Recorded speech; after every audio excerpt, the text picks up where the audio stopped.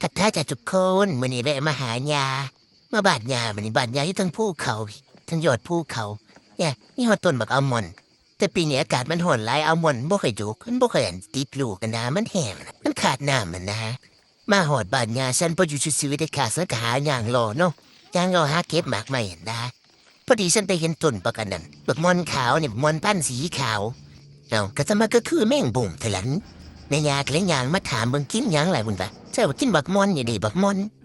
บางวันสุกละตีเพิ่นบ่าฉันว่ามันสุกแล้วนี่มันหวานได้นี่บานเพิ่นก็เลยลองชิมเบิ่งอุ้ยหวานอีหลีมันบ่าอุ้ยสุกแล้วเก็บ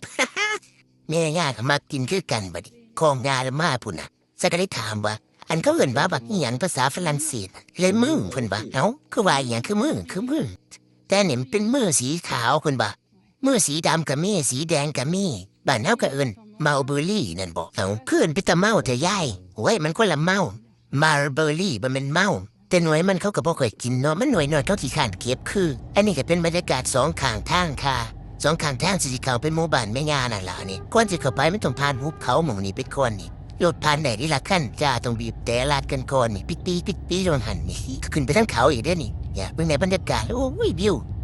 วภูเขางามแห้งเพราะว่าบ้านแม่ย่าฉันอยู่ทั้งภูเขาพุ่นน่ะฉันเนี่ยมักบรรยากาศคัก ไม่เป็นแต่อยู่เนาะมันงามหลายฉันส่วนผัวฉันว่าอยู่แต่ผัวฉันบอกว่ามันไก่โพดที่การขับรถพุ่นว่าโอ้ยหาขวามเลยพอกันไม่ได้จ้าบ๊ายบาย